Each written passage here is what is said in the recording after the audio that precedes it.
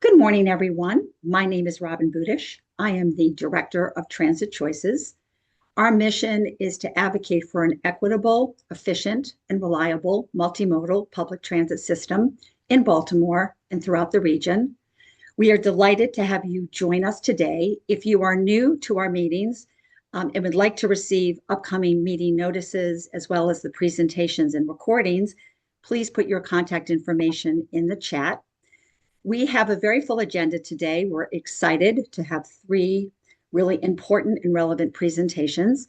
Before we begin, I just want a little housekeeping. Please make sure that whatever device you are joining us on, you are muted out of respect to our guest speakers. We appreciate that to minimize any distraction or noise. I would like to introduce our first guest presenter, Caitlin Tobin. Caitlin is the Red Line Project Director with the Maryland Transit Administration.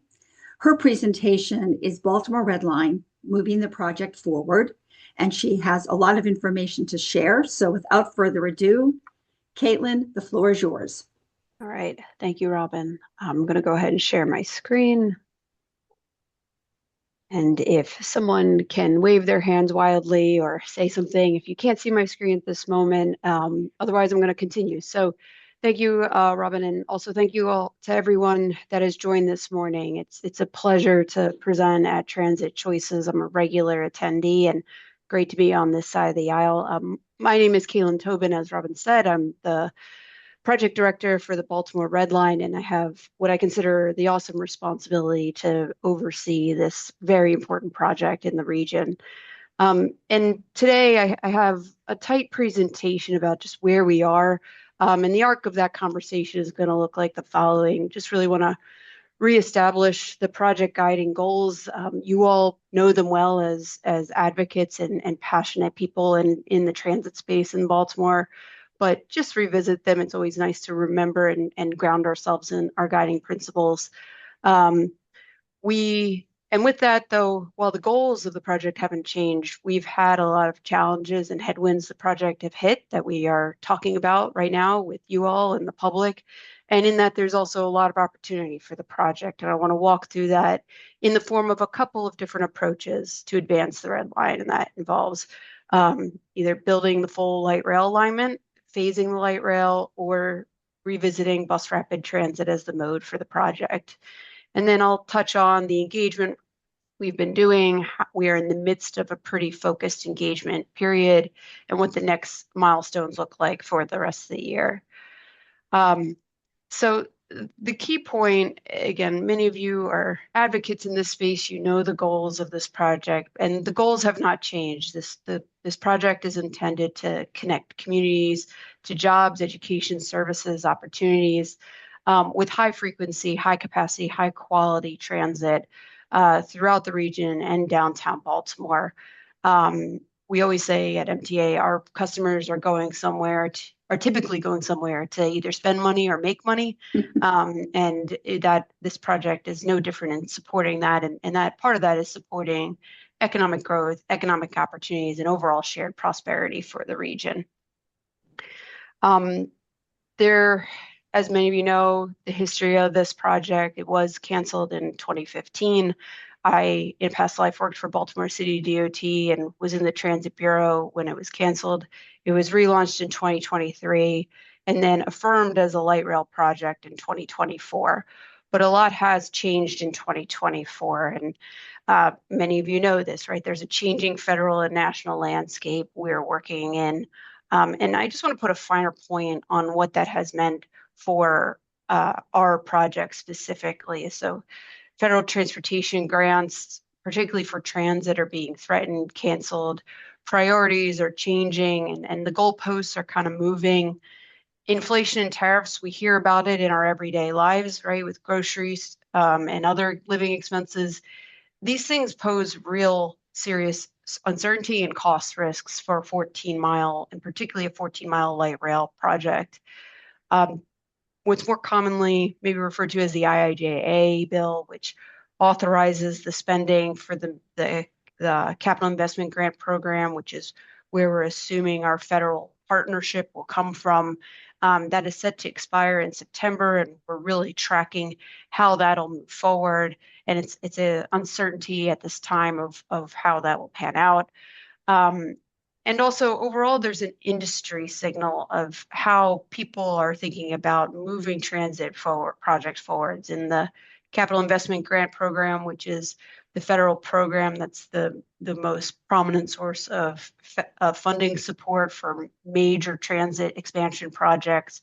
Out of 48 of those, 33 of those are BRT projects. And there's a couple of components there. One, it is signaling a shift in the industry around BRT and how you can get similar customer service for less cost, time, and impact. But also, there's actually some deliberate changes in the scoring criteria that's favoring BRT and making it more competitive in the program. And then lastly, no projects have entered into a full funding grant agreement since the Trump administration took office in 2025. And in all of these challenges, there is opportunity for the project as well. There are a lot of competing needs in the region and for transit in Baltimore. And rethinking the Red Line offers a lot of co-benefits, particularly if we rethink it as a BRT project. It's a project we could deliver sooner, connecting economic development and growth in the region with rapid and premium transit. There's more financial capacity to build other transit needs in the Baltimore region, such as Be More Bus, and I'll touch on that more. And I know Liz is here today to talk about those updates as well. And then also, we really have the opportunity to think about capacity to start advancing a future BRT network. Other places like Minneapolis and Indianapolis have built 3 BRT lines in less time and dollars than one light rail line typically takes. And then lastly, there's an opportunity to advance a transit project that has similar performance, but also has less disruptive impacts to the community. And I'll talk into more specifics about that as we go. So many of you may have been out at some of our open houses or seen some of our other presentations. We are talking about 3 different approaches for the Red Line, each of them with distinct costs and timelines. The first is to stay the course of a full light rail alignment. That's anywhere from $4.7 billion to $9 billion. That upper $9 billion is really driven by whether there's a downtown tunnel or not, and anywhere from 9 to 12 years to complete.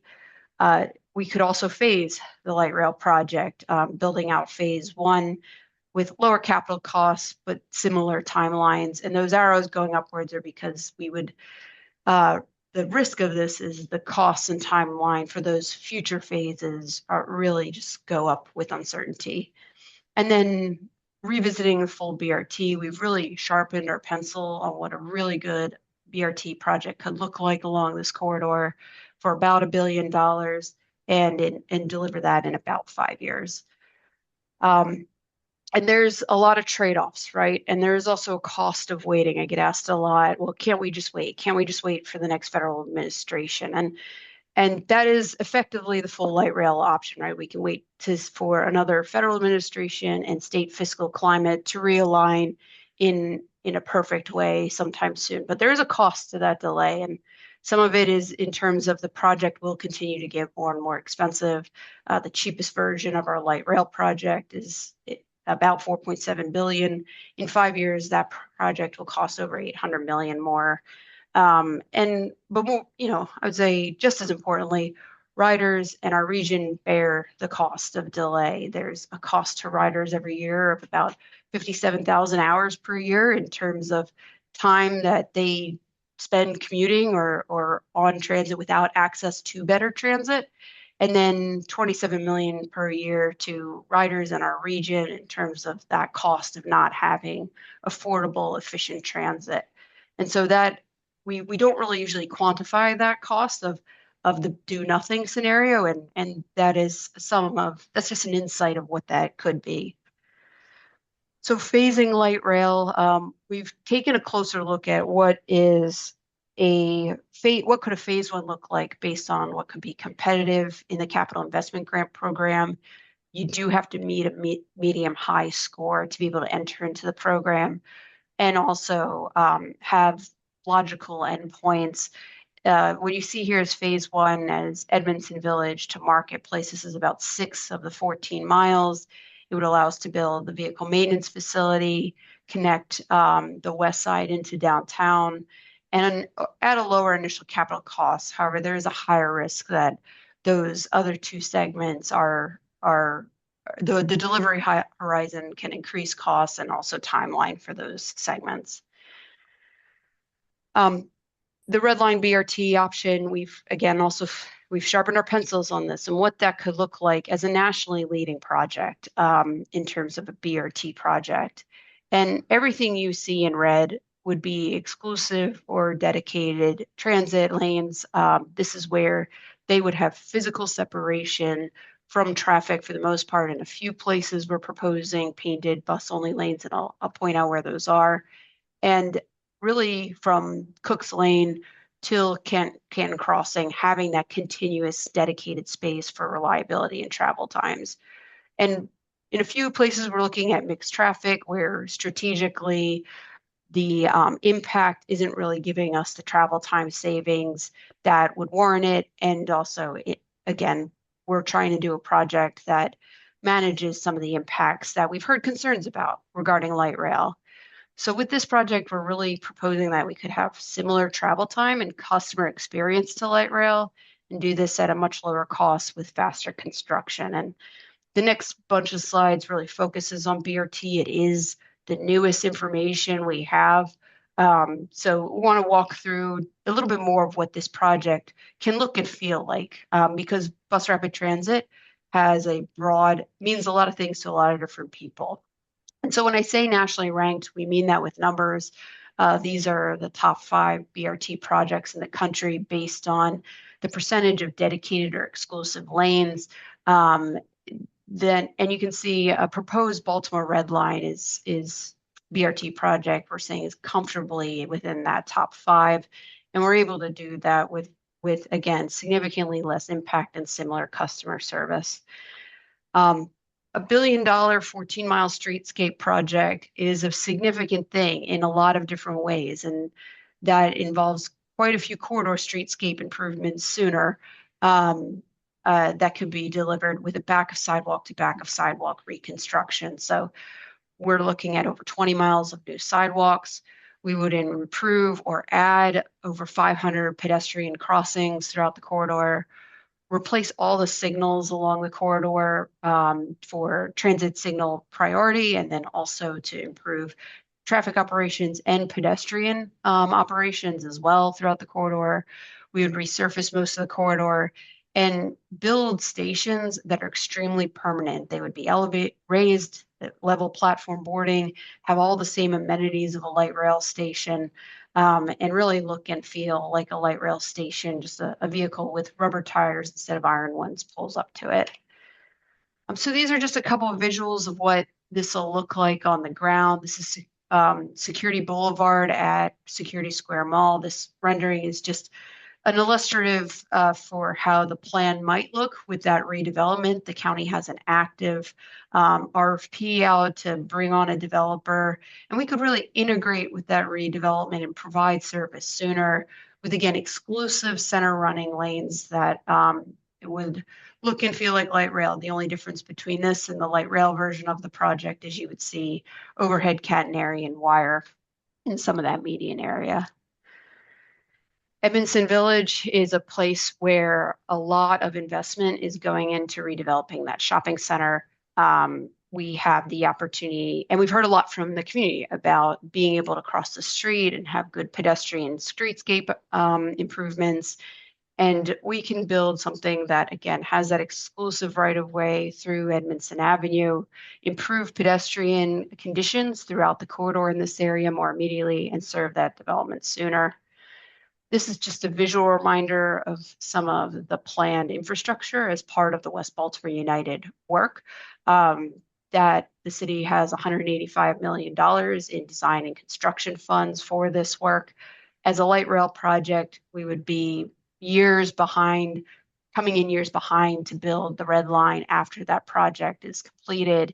we have the opportunity with a bus rapid transit project to really integrate those two projects together into one seamless implementation effort. Also in downtown, the Harbor Place and a lot of the other redevelopment activity that's happening in downtown is being supported by the Downtown Rise plan. And a huge part of that is on Pratt Street, really reimagining Pratt Street as a multimodal corridor. It's about a $25 million capital construction project to build Pratt Street in the vein of what's envisioned in the Downtown Rise plan. And around the same time that Harbor Place is being built and redeveloped, we could really come in and serve that development sooner and provide better transit sooner in downtown through building a BRT. I mentioned there's a few strategic places where we looked at bus-only lanes, and there's a 6 to 8 block section in Fells Point where Fleet and Eastern are pretty constrained corridors. We heard a lot of concerns from the community about noise and vibrations. People's front stoops are 6 to 8 feet from the edge of curb. And this is an area where we feel like we can get very similar transit service with less noise, vibration, parking, and overall urban streetscape impacts. In Canton and the whole Ken, Brewers Hill, the Greektown area, the opportunity we have with BRT is, again, we can deliver a pretty similar exclusive lane experience, but we have more flexibility to add stations. So we could add stations at the waterfront, Brewers Hill, and Greektown, all neighborhoods that otherwise wouldn't have direct service from the Red Line if it was light rail. And I just have a few more slides to highlight performance versus impact and some of that packaging. So again, I mentioned the customer experience component because we're proposing similar exclusive right-of-way or dedicated right-of-way to light rail. The travel time difference we're seeing is really only anywhere from 1 to 6 or 7 minutes difference, whereas the impacts are pretty significant for light rail. In this example, around Rosemont, we're looking at about 7 full property takes. That's so we can build the vehicle maintenance facility in this area, whereas we wouldn't have any for BRT. We call this the spaghetti map. The Canton Crossing area has changed a lot in the last decade, and there's no easy decisions through here. And this is where we've done some mixed traffic proposals here for BRT. But again, the travel time difference is really only about 6 or 7 minutes, and the property and overall parking impacts are significantly lower. And just to package it up, that I mentioned there's an opportunity to really think about this as a package deal with Be More Bus. And as you can see, a Red Line light rail takes a lot of fiscal capacity, as demonstrated by that bar at the bottom. But there's an opportunity for a Red Line BRT and the full implementation of Be More Bus, which a huge part of Be More Bus being implemented is building fifth bus division. That's a major capital investment that if we coupled with Red Line BRT and building the Red Line as BRT, would allow that BRT line as well as additional future BRT lines and additional bus service to operate most effectively. And there's also financial benefit. There's not a lot of great federal discretionary grant programs for standalone bus divisions. We could maybe get 4 or 5% of it covered with a discretionary grant. If we were to couple the Red Line BRT version of this project and Fifth Bus Division into one project with the Capital Investment Grant Program, yes, it brings the overall price tag up, but it actually brings the federal share up of both of those projects quite a bit. Everything you see in yellow on the map in the right is where the Be More Bus plan is proposing with their 25% increase in bus service to have 10-minute or better frequency on their bus network. And so between replacing our Metro rail cars, our light rail modernization program, which is an overhaul of our light rail fleet, building the Baltimore Red Line, and also supporting the Be More Bus plan, we're really looking at amplifying over $12 billion in economic development throughout the region. Some of that already planned and some of it speculative on some of these investments coming through. And I want to acknowledge we've gotten a lot of questions about, well, can BRT demonstrate similar economic development and promote that? Economic development is not driven by a mode per se. It's really the permanency of transit as well as holistic planning, policy, zoning, and funding programs to support it. So there's a lot of good examples out there of BRT programs that have had significant economic development impact. What we found is across the board, mode in itself doesn't promote more economic development that for one mode versus another. It's really the holistic package and the permanency, which we are proposing to do in all three scenarios. So I just have two slides. Again, we've been out talking to the public we had just finished our open houses. If you miss them, never fear. We will be out at every community association along the corridor. There's about 50 of them. We're going to be out at pop-ups and events throughout the city. We're looking at doing about a 90-day official comment period. So I'll pull our survey up in a moment. And we have regular engagement with our community advisory team. And, in April, we announced our open houses. We held them this past month. We're out talking to you all, other groups, the community over the summer. We're possibly looking at a peer city tour as well with agency partners, advocates, stakeholders. And we're looking to really re-engage the public on a preferred project direction around the end of the year. So with that, I'll leave this up for a moment and pass it back to Robin as we transition. Thank you, Caitlin. We'd now like to open the floor to questions, comments, and feedback. You may either use the chat or raise your hand, and we will try to get to as many of you as possible. We always provide the chat room messages with our presenters and ask them to please comment at their earliest opportunity. What I would like to do is to kick off the Q&A with two questions. So, Caitlin, when do you feel comfortable that an announcement will be made in terms of the plan moving forward? Yeah, we are looking to, again, re-engage the public on a project direction around the end of the year. So that gives us time to have our engagement period this summer, do the peer city tour, and then really digest all that information for a recommendation up to MDOT and the governor's office. So can we expect a formal announcement by the end of the year? That's the plan? Yes. Okay, great. And then the second, and this may be a little more complicated, but from the open houses that you've held, has there been sort of a consistent theme that you've heard expressed by the people attending? I know that you mentioned, economic development, and I'm sure there's others, but has the public been, in your opinion, pretty open to looking at the three options and asking questions about those? Yeah, a good question. We are very fortunate to see a lot of engagement. It means a lot of people care about the project. A couple of key themes. People are coming in, really listening and asking good questions and trying to be very open-minded because they appreciate that we are in a very different landscape than we were several years ago. They also have appreciated that we're having the frank dialogue in itself. There is a general disappointment that light rail has these risks associated with it. I don't think anyone's surprised by that.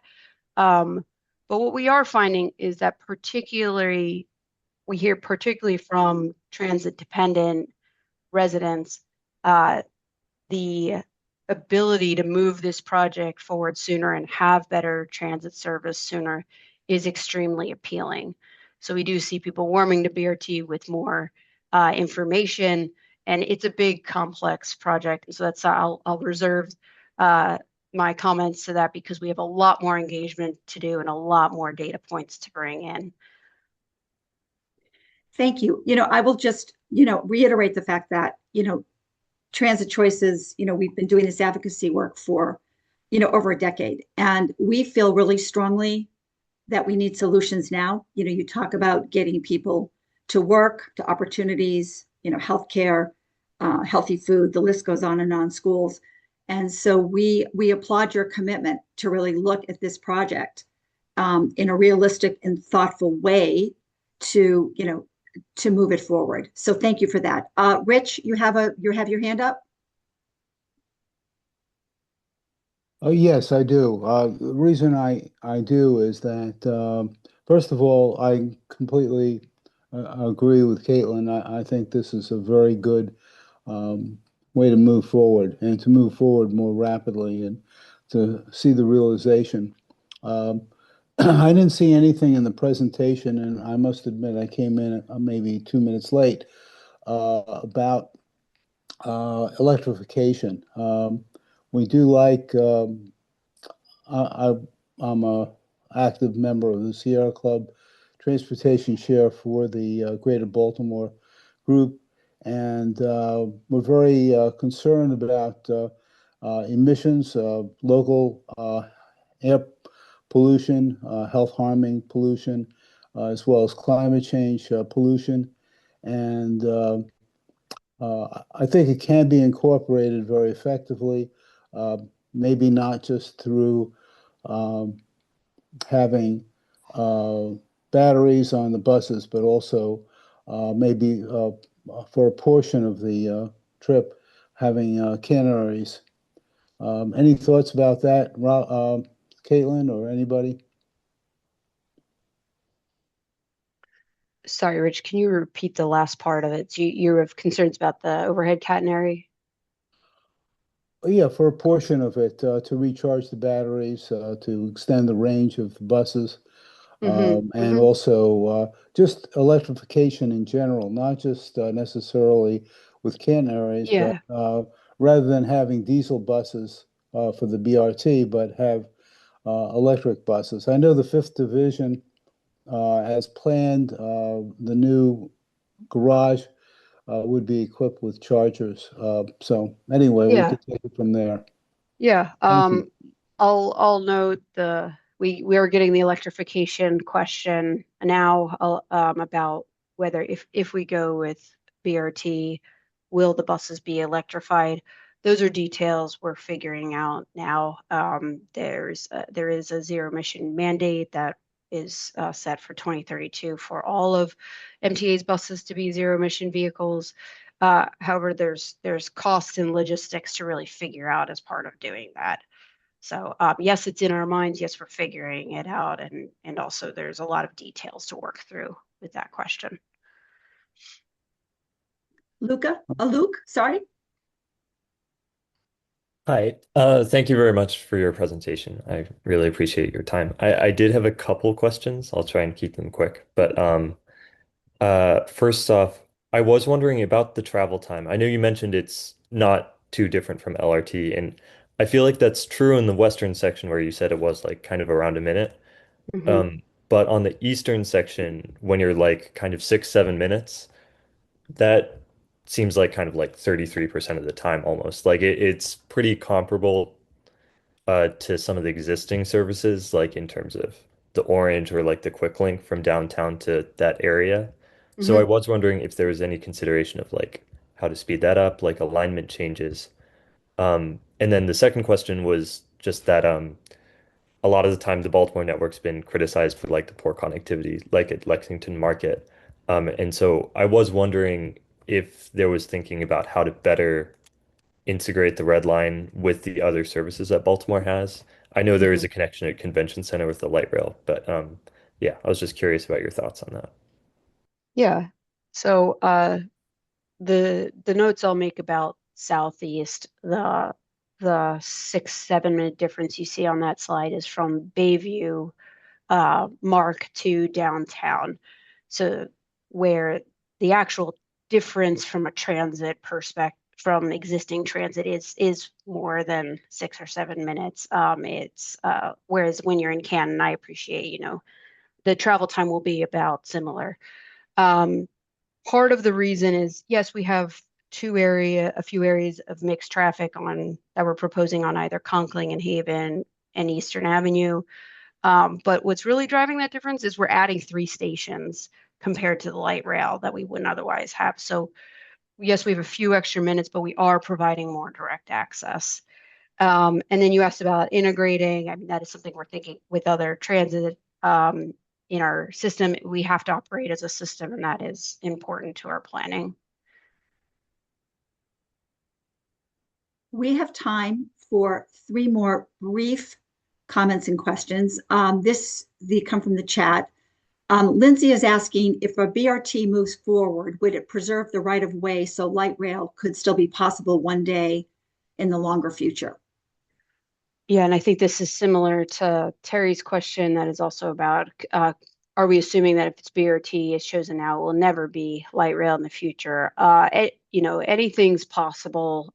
So there are BRT lines that have been converted from BRT to light rail. In our corridor's case, because we have so much exclusive guideway proposed, the space is there. I do want to be clear, though, we're not talking about just building a project where later we can just come in and lay tracks and put in overhead catenary. What reduces the cost between light rail and BRT is significantly less underground utility and above and overhead utility relocations that we don't need to do for a BRT project. So yes, could it be changed from a BRT to a light rail in the future? That it's a possibility, but I, again, want to be very clear about how significant of a construction project that it still is. Greg asked, do any of the BRT plans include incorporating existing bus lines into portions of the proposed dedicated rights of way to further enhance service? Yeah, great question. So we would need to work with our Office of Service Development. What we want to ensure, what we're talking about is interoperability, right? So local bus service could be in the dedicated guideways, and in some instances, possibly. The thing we want to make sure is that our local bus service has stops that are more frequent, and any bus service that ends up interoperable on the BRT line would need to follow a similar stop service so that we don't have buses stopped behind each other. So a lot of more details to work out there if we go down BRT, but yes, the idea of interoperability and supporting bus service, local bus service is an option. Terry has a question, which I think sort of dovetails with Lindsay's. Is it correct to assume that if BRT is chosen now, that rail will never be an option in the future? I believe you spoke to that in talking about in detail or responding to Lindsay's question in detail. But I didn't know if you had anything else to add on that. Not much. I mean, again, it's possible. It's happened in other places. It's still a pretty significant lift. And what I will say as an industry, we are seeing more places forego rail projects and doing a BRT network at a caliber of project of this nature. So then converting BRT to light rail. And the last question, and again, people through the duration of the meeting want to put messages in the chat. I'll make sure that they are shared with Caitlin. Sue asked, she was a little late, but was there a slide showing job numbers created for LRT versus BRT? Yeah, I'll put in the chat. There's a great study that was done between GBC and Greater Washington Partnership on the business case for the Red Line. That project that study shows the jobs, the economic development that would be either created or amplified by building the Red Line.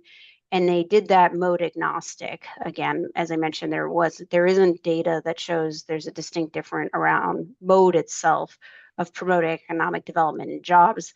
It's really the permanency and premium nature of the transit, as well as the other holistic planning and policy efforts that go into promoting economic development.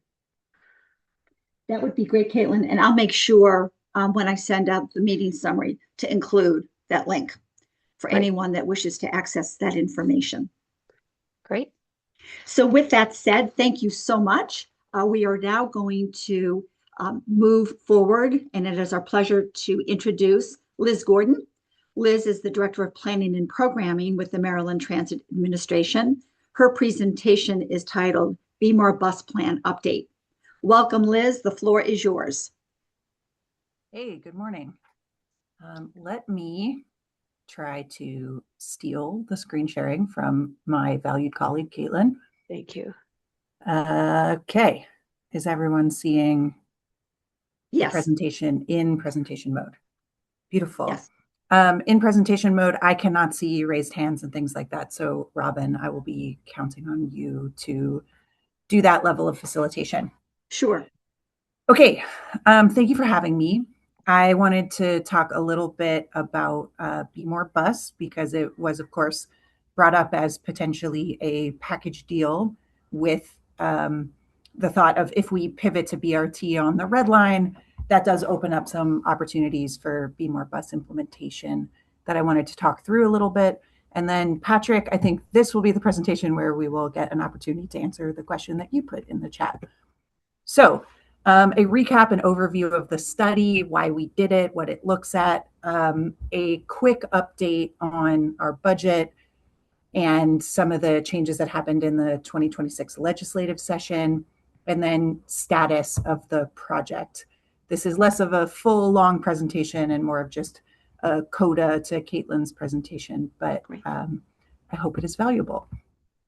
So for anyone who hasn't been as involved with and attentive to Be More Bus as I have, and I know some of you have, it was a transit plan that we published. And what it's really meant to do is to look at the Baltimore region and identify bus service improvements that both data and stakeholder input show would be the best use of the possibility of expanded resources. Specifically, we didn't look at expanded resources in an abstract way. We thought, what will we need to accomplish a real expansion resources? And that was the construction of a fifth bus division. And so we looked at the capacity that a fifth bus division would provide, and we said, what would be the best things to do with that capacity? Specifically, in terms of the reason why we were looking at the fifth bus division, we are at a situation right now where it is very difficult for us to incrementally improve bus service. Each year, when we go through our annual service plan process, we try to squeeze out a little more efficiency from our existing resources. But our directors of service development over the years have been very talented, and they have done a very good job. And our bus maintenance teams and those folks have done a really good job getting as much as they can out of our fleet and out of our workforce. And so we're just reaching the end of that strategy. You can see here, looking at our 4 bus divisions, we are at between 97 and 103% of our capacity. Additionally, we do have some geographic inefficiencies with where our divisions are. So there are some parts of the city and the core service area where buses have to travel a long way out of service before they can start their route. So having a fifth bus division in a different part of the city would help us with that as well. Our technicians and our operators are spread thin across the divisions, and they don't necessarily have access to the locker rooms and the break areas and the employee parking that would help them be efficient in their duties. So those are all reasons why a fifth bus division is really critical for us to expand capacity. In the plan itself, the improvements that we were looking at with these with this additional capacity and these additional resources is more frequent service, adding new connections or modified connections, having service run for more hours of the day, a longer span of service, and also adding new services like limited stop routes and potentially on-demand transit. When we asked people, okay, of those things that we could do with more resources, what's most important to you? It was frequency, frequency, and frequency, followed by, at some distance, limited stop service, which is just more frequency on important corridors, extended routes, and new connections.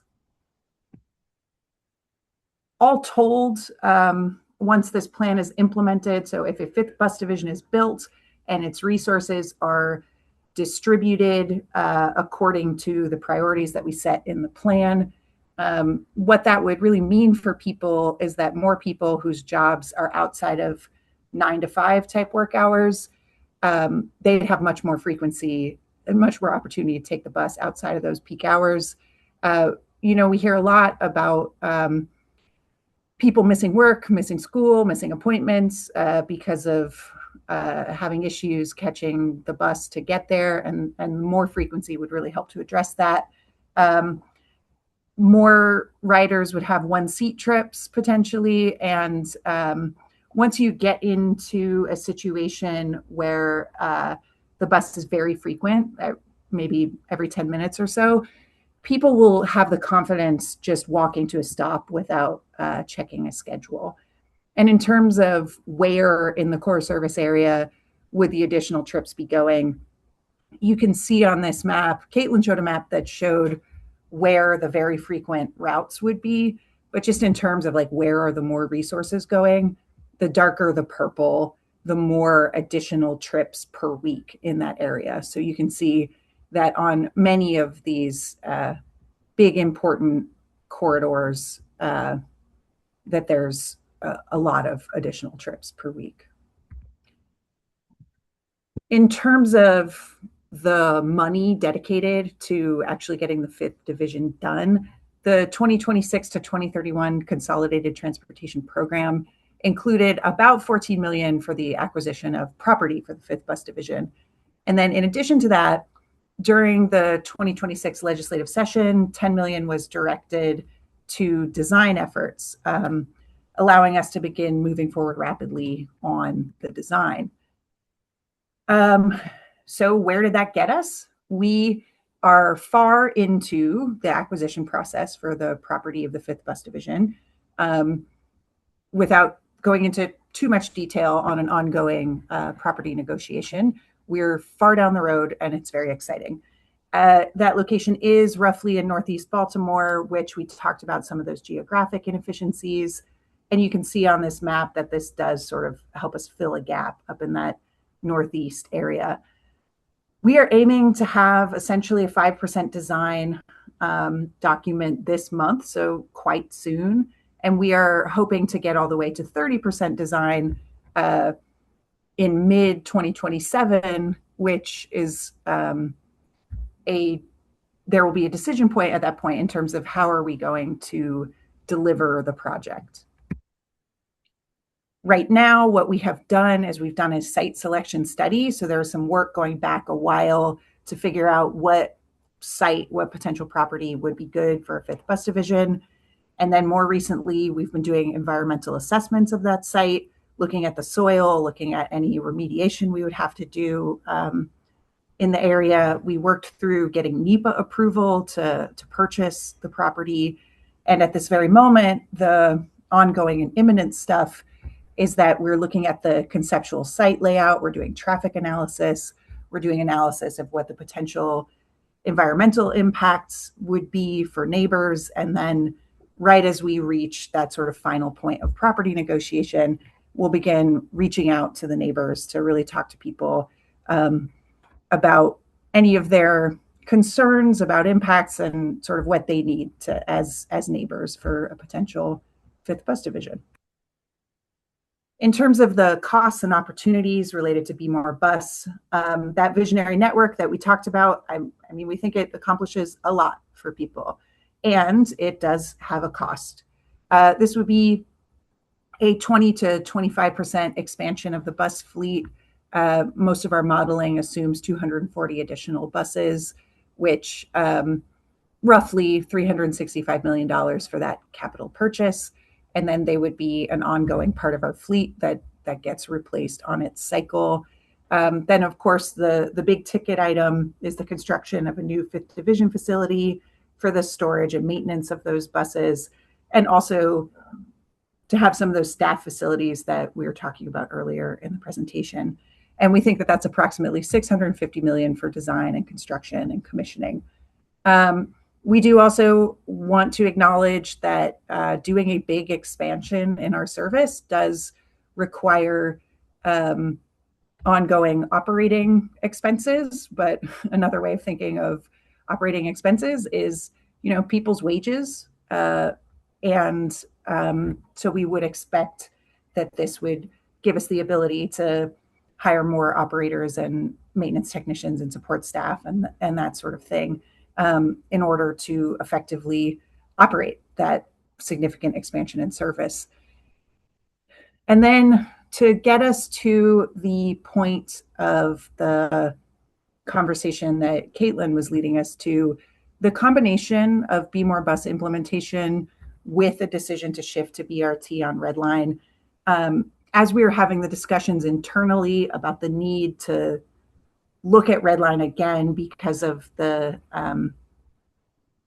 federal budget realities, as we started to collaborate internally, we started to see that there's a real opportunity here in terms of, as Caitlin mentioned, potentially getting more federal funding for a share of this project, of the 5th Bus Division, and just a major opportunity for budget efficiency and accelerated timeline for this. And then Patrick, your question that was in the chat was, would the Be More Bus implementation and the Red Line fleet both fit in the facility that we are planning? And the answer is yes. The BRT fleet for Red Line is frankly not that many vehicles. And since our divisions are at their capacity, any BRT Red Line project would be implemented most efficiently with its own maintenance and operations facility. And so our thought is, if we have to build a maintenance and operations facility for a bus mode, then the logical and efficient thing to do is to combine it with the 5th Division and build it large enough for both of those projects and take advantage of all the site work and the in-process site acquisition that we already have going for 5th Division. So that is the information that I have to share out, but I am certainly here for questions, and I imagine that since there's a lot of overlap, Caitlin would be happy to chime in as well, should the questions overlap. Thank you, Liz, very much. That was an excellent update and recap of where things stand today with respect to the project. First of all, when I say I, speaking on behalf of Transit Choices, we've been advocating, should the Red Line pivot to BRT to sort of, combine, if you will, BRT with Be More Bus. I mean, it just seemed like, that would be sort of the natural transition for both. So should we be talking about BRT? We think that is a very positive plan moving forward. There are some, I don't see any hands raised, but we do have some questions in the chat, which I'd like to get to. This is from Delegate Lewis. With 240 additional buses, what are we looking at for staffing? More operators will be needed? ? Yeah, absolutely. More operators will be needed. I am forgetting the exact number of operators and mechanics that we calculated for the plan. It is in there, but that estimate of the additional operating budget that I said, that's really what we do with our operating budget is we pay our staff to do the work. So that's really what that's about. And Rich has asked electrification and charging at the 5th garage and for the new buses. Yeah. So as Caitlin mentioned, there is a bus electrification mandate that is moving us towards a kind of incremental electrification of the fleet. So certainly the plan at the 5th Bus Division is to have some level of charging capacity. We do anticipate that at least at the beginning of its life cycle, it would be able to accommodate a mixed fleet, because that's just the point that we would be at in our fleet transition at that time.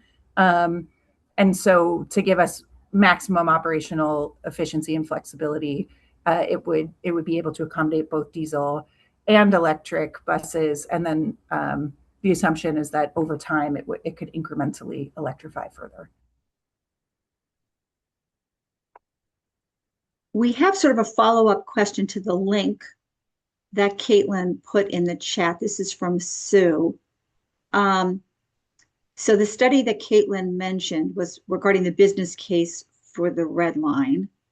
And Sue, and either Caitlin or Liz can respond. I did not see job numbers into BRT versus LRT in that presentation. Will the BRT jobs info be included in perhaps an updated presentation? Yes, we can include more details about the jobs in a future presentation. Happy to do that. That would be great. Let's see. I have a hand up, but I cannot see who the person is. Let me see if I can do a little more digging. So Liz, I know that, and it's very exciting to hear that negotiations are well underway for the acquisition of land for the 5th Bus Division, and that we could see some design concepts very, very soon. All things being equal, any idea when there will be an announcement on the location and related details regarding the 5th Bus Division? That is a great question. The only reason I don't have a good answer for it is because I don't know at what phase of the acquisition process we'll feel comfortable enough to announce the site. I think I'm gonna have to leave you with a soon. Like it really won't be long at all. That's fine. We're confident in our process. Well, we would be more than delighted to amplify the wonderful news when that becomes official. So we will ask you to do so. Be our pleasure. So this is really for both you and Caitlin. Is there anything that not just Transit Choices, but other transit advocacy organizations with whom we work closely can do on your behalf regarding these projects, to kind of move things forward? And I'll add that we certainly, for the 2027 legislative session, will be very front and center. We know that funding is a big issue. Is there anything that we can do, though, in the interim, or that we should have in terms of, as we build our strategies to get these projects funded and on the ground? Yeah, I mean, first I'll start with you all do a lot already, and so we really thank you for your advocacy on our behalf. The two things I'll mention specifically for the Red Line, please take our survey, push it out to your networks, push it out to your neighbors. We're collecting a lot of comments, a lot of input, but that's one at least official data point we'll be able to go to decision makers with. And also decision makers care about what you all think, what the community thinks.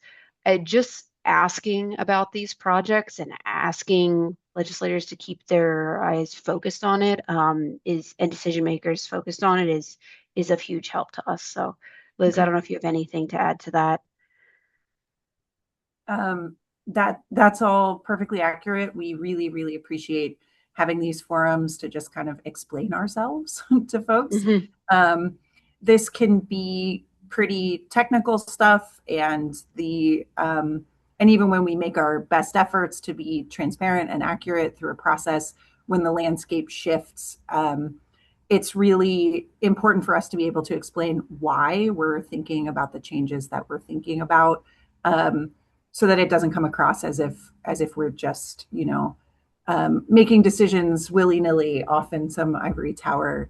Instead, having the opportunity to really share in detail what we're thinking about and why is extraordinarily helpful.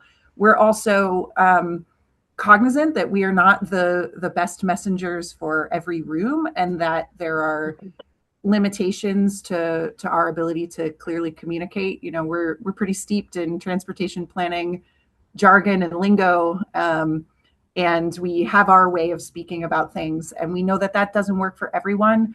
So just all the work that you all do communicating to a broader group of people and lending us a little bit of credibility and communicating in ways that we don't quite communicate. I think continuing to do that is really helpful and important. And then, we are cognizant of the fact that we are stewards of public money. And when we ask for resources, those are resources that we are asking our sort of fellow Marylanders to contribute, right? And so I think helping us, we believe that we're good stewards of it. We believe that the benefits are really large for our communities, and helping us communicate those benefits so that people, when they are engaged in the process of regional decision making, understand the potential benefits, I think is tremendously helpful. For sure. I did see that the final question, this is from Patrick. It sounds like if a red line mode decision isn't happening until the end of the year, that makes the process of designing the capacity of the 5th bus division a little challenging in the meantime.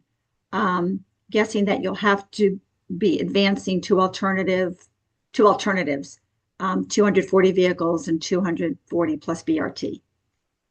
Caitlin, are you comfortable sharing the size of the BRT fleet?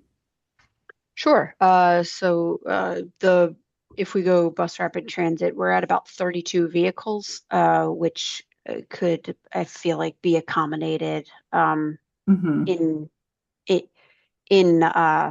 really any design of 240 with, excess space for future growth. Yeah. I don't know if you want to add to that. Yeah, that's right. So the reason I asked if you're comfortable sharing the fleet size is it's a pretty small percentage of the size of the fleet as a whole. So once we're, designing a little bit of flexibility in for that 240, you begin to be able to accommodate the red line fleet sort of de facto. And then the other thing that I would say is that if there is a BRT red line, that is a really large expansion in bus service on one of our really key high capacity, high frequency corridors. And so there are some potential efficiency gains along that corridor that allow us to sort of redeploy the resources a little bit. So with us designing for a 5th bus division that comfortably holds the capacity that we want for Be More Bus, we are confident that that can accommodate the red line BRT. So it's less that we're advancing two alternatives and more that we're advancing an alternative that can accommodate a red line BRT should that be the decision. Thanks very much, Liz. I see some additional comments are coming in, and I'm happy to share those with you at the conclusion of the meeting. It is my pleasure now to introduce Delegate Robin Lewis. She is with District 46. We're going to have a discussion with Delegate Lewis about the transit accomplishments of the 2026 legislative session. So Robin, welcome. The floor is yours. Thank you. Thank you so much, Robin. And thank you, Jimmy, and to our good friends from MTA and all of you who've joined this morning. Thank you for making time to be here for this important and evergreen conversation about how we improve transit and mobility in our city and region. I'm going to share my screen. I'm going to try anyway. And put this in slideshow mode. There we go. Okay, everybody. Thanks again. I'm Delegate Robin Lewis. I'm one of the 3 state delegates representing District 46 here in Baltimore City. District 46 includes about 40 neighborhoods, all touching the Baltimore Harbor. Everything from Brooklyn, Curtis Bay, Cherry Hill, around the harbor, Port Covington, Riverside, big chunk of Inner Harbor and downtown in Mount Vernon. Keep going east to Fells, Canton, Little Italy, Greektown, Bayview out to the county line. So it's my honor to represent District 46. And it is also my honor to be one of only 2 car-free legislators in the Maryland General Assembly. I'm the only Baltimore City legislator who's car-free, and it's a blessing and a curse, let me tell you. But for those of you who don't know, I got rid of my car in 2014 because the Red Line light rail project was going to get built. Anyway, here's my presentation. It's pretty brief. I'm happy to tackle any questions. What I wanted to cover is what's next for getting around. And ultimately, at the end of the day, conversation about transit and mobility, it's a question about how do we get around? How do each of us use the options available to get from our homes to work, school, play, and more in Baltimore City and the Baltimore region. I'm going to cover key takeaways from the 2026 legislative session, which just ended April 13th, I believe.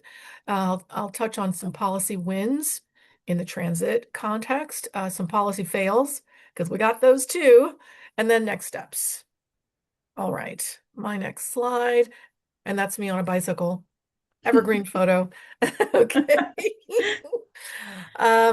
Key takeaways from the 2026 legislative session of the Maryland General Assembly. So you guys here, this is an audience that's pretty up to speed, but just for folks who are new to the subject, the legislative session in Maryland lasts 90 days from January to April. The session is that period of the year when legislators, lawmakers go to the state capitol, to Annapolis, and we pass laws. And during that 90-day period, I feel like we do 12 months of work in 90 days. We had some good policy outcomes, but here's what you guys need to think about. Key takeaways. Good policy is a precondition for all of the things that this community of transit advocates wants. You can't just build. You've got to have good policy grounding, but it really does take time, way too much time in the United States context, but that's a reality. Remember that. Next, good policy, it can only come about when the folks making the policies, that's your lawmakers, policymakers, decision makers, know what they're talking about. They have a basic education in transit policy and pedestrian policy, and that is not a given.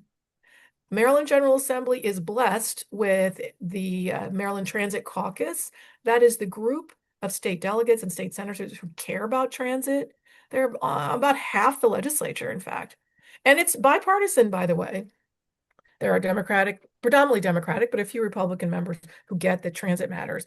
So that's a baseline policy commitment, a group of people with a policy commitment to transit. But even then, not everybody really knows all there is to know to make good policy. So this is a really important.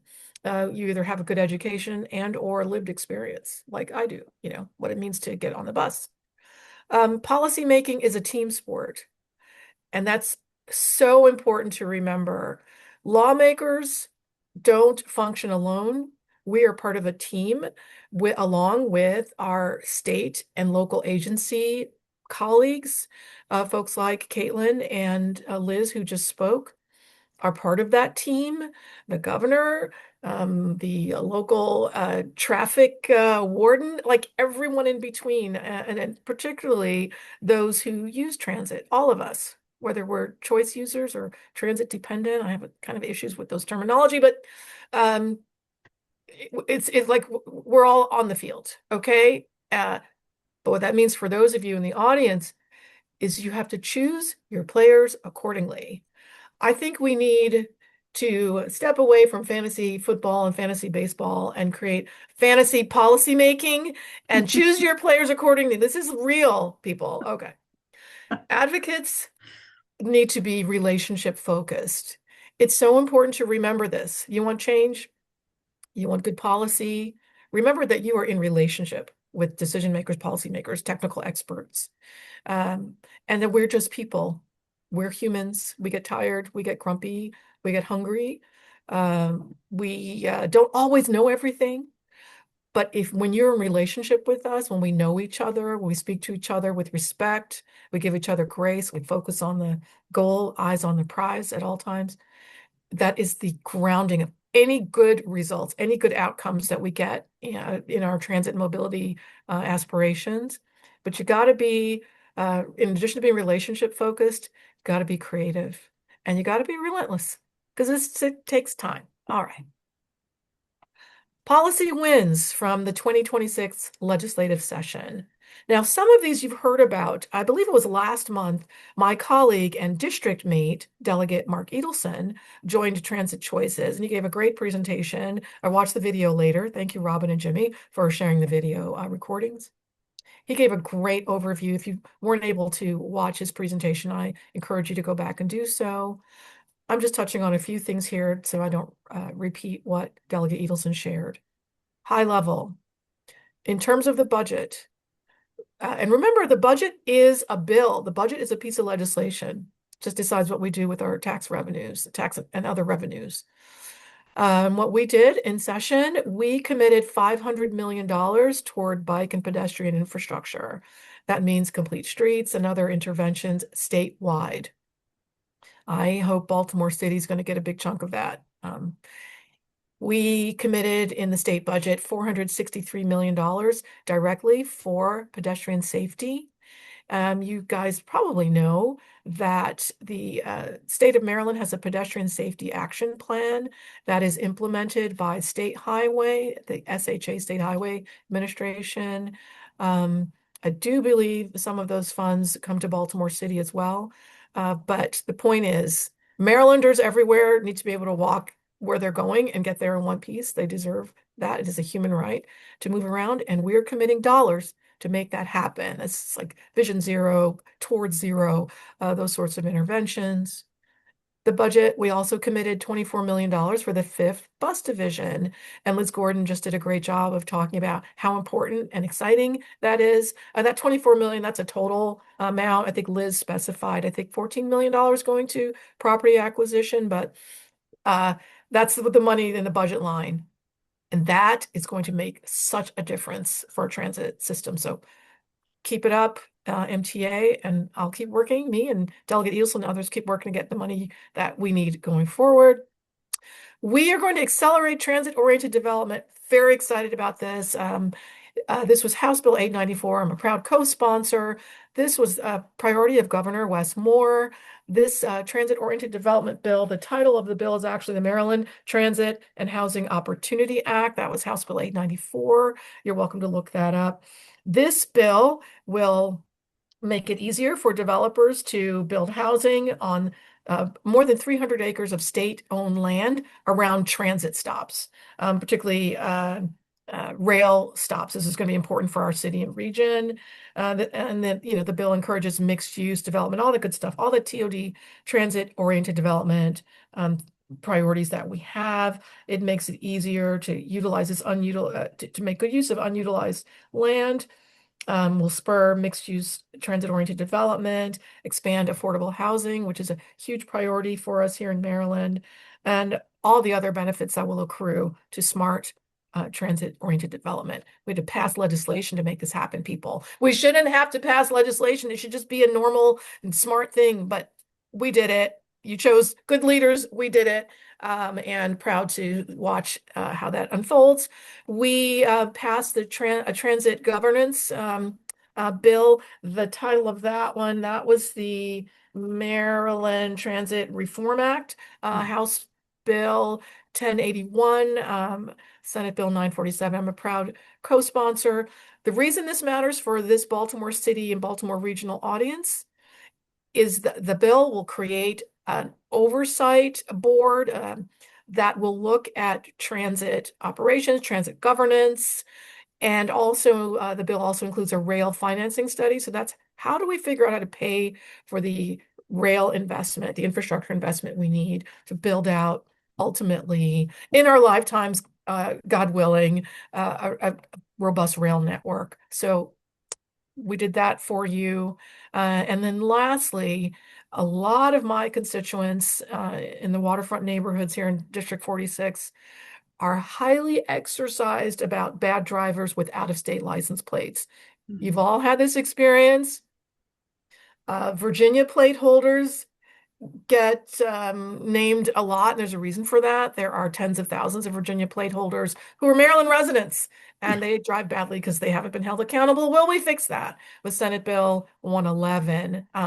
So those are some real wins. They'll make a difference for investment, infrastructure, and safety for pedestrians and drivers. So here comes a slide. I was generous. I only included 3 policy fails, but these really hurt my heart. Really hurt my heart.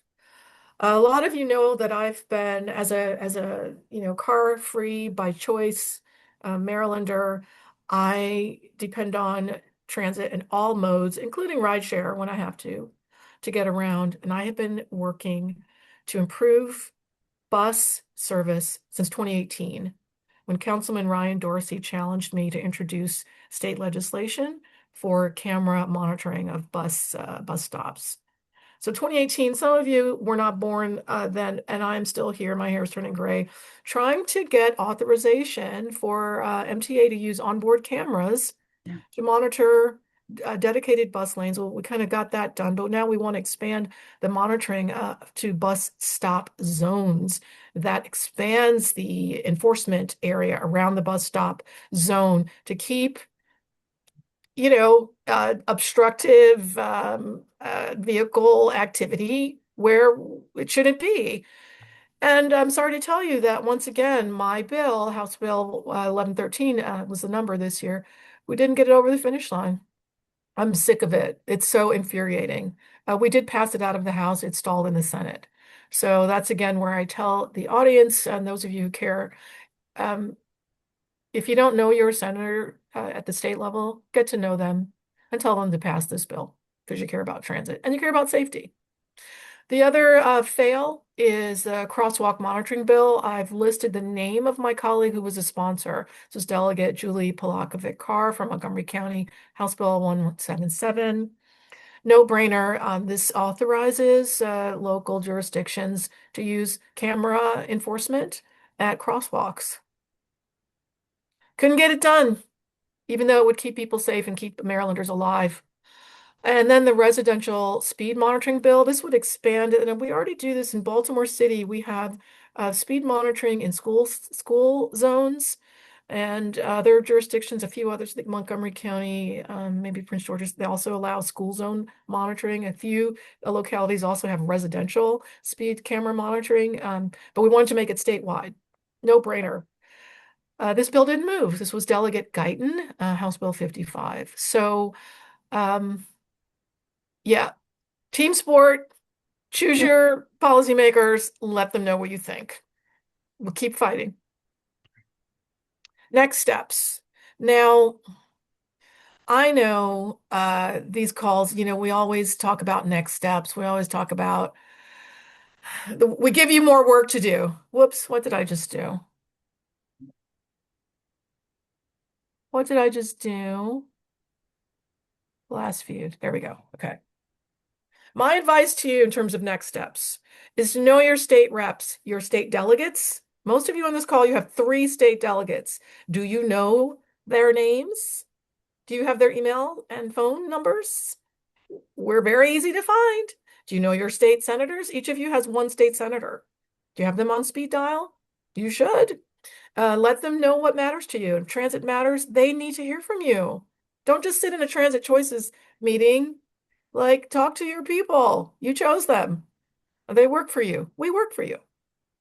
Next, I strongly recommend you send a thank you note to your hardworking Baltimore City Department of Transportation and Maryland Transit Administration folks. 2 of them are on the call this morning. I cannot say enough about how dedicated, smart, committed, selfless these people are. We are so lucky, despite the fact that our state has disinvested and jerked around the people in the transit ecosystem for decades, not starting with former Governor Larry Hogan in 2015, but for decades. And yet we still have excellent people leading our transit agencies. Send them a thank you note. Don't yell at them. Let them know what you think and treat them as partners. And that's what I try to do. I encourage you to track the implementation of the laws that we pass. So every year you've got brilliant legislators doing their best to advance, the transit future we all want. But sometimes we lose track. We pass a bill and we walk away. Did you guys know that in Baltimore City, in 3 of our 5 legislative districts, District 45, which is sort of Northeast Baltimore, District 46, which is the waterfront neighborhoods, and District 41, which is Northwest Baltimore. Did you guys know that we passed legislation to run pilot testing of stop sign monitoring? You know how you hate it when you're trying to cross the street, or your kid's trying to cross the street, and some person, probably with a Virginia license plate, runs into the crosswalk, races through the stop sign without regard for human beings who are trying to move. You know how annoyed and angry you get? You know how dangerous that is? Do you know that 40 or 50 Baltimoreans are injured or killed every year as pedestrians trying to move around our city? It's outrageous. And about 1,200 Baltimoreans are injured, non-fatally injured, just walking to get around our city. Unacceptable. So we're running stop sign monitoring pilots in 3 of our districts, but we can't walk away after, now that we passed the law. The pilots are underway. I think there's 2 more years. We need to learn from the results of that. And if needed, if the results are good, we need to expand it. And we need your voice to help us do that, because it's going to take another law to do that. And finally, urge you to keep pushing. Be creative, be courageous, be relentless with the people who plan and make decisions about your transit future. And personally, I'm going to tell you, I don't think we can trust the federal government. I don't think we can wait for them. I live daily with the expectation that we will have better federal leadership very soon. Nevertheless, it will take time and effort to recalibrate and repair the damage that's been done by the current administration. And we have to be prepared for the time that will take and the effort that will take. But we've got to move in this state in a creative manner. I think I said it 2 years ago, I am not averse to a dedicated transit sales tax. We need to talk about that. Why aren't we not talking about it? I'm committed to thinking about creative ways to use the revenues we have and redeploy them for things that matter, things that generate return on investment, like transit, walkability, and pedestrian safety. Those things, generate incredible benefits. So let's think really creatively and courageously at the state level. Let's not hold our breath waiting for the feds. And I think that's my last slide and my last, statement to encourage you about what we need to do next. With that, I'll say thank you. Happy to take questions. I'm just checking, Robin, let me just see. And I thank you for your There help. there may be comments. Let me just start by saying how much we appreciate your commitment and dedication, regarding all things transit. We know how hard you work. And we always hope for wins. We know sometimes we get disappointed, but nevertheless, you're in there fighting for us every single day. And for that, we remain grateful. Are there any other questions? I see you get some thank yous. Seeing none, I am going to ask Jimmy Rouse, who is Transit Choices co-founder, to please provide the closing remarks. Thank you, Robin. I want to thank Caitlin and Liz for the work they do and the staff they have, and looking at these projects together. Be More Bus and the BRT project would make a substantial improvement in our local regional transit system. And we need to find ways, as Robin was talking about, to finance it. We need to come up with the 2.1 billion to implement both of these programs. And that's what Transit Choices will be working on. Thank you, Robin, for your comments. Thank the audience for. I was so impressed with the questions that came in. It's great to have such interested people share these conversations, and you make it by tuning into Transit Choices. You are, in fact, advocating for better transit. It's an active act of advocating, and it enables us to bring these presentations to you. So thank the audience and thank the presenters. That's it. Well said, Jimmy. I couldn't agree more. So thank you all for your time, your attention, and your ongoing passion for improving public transit in our city and throughout the region. Please stay tuned. I will share the details for our upcoming meeting. But until then, we wish you a wonderful and productive day. Bye-bye.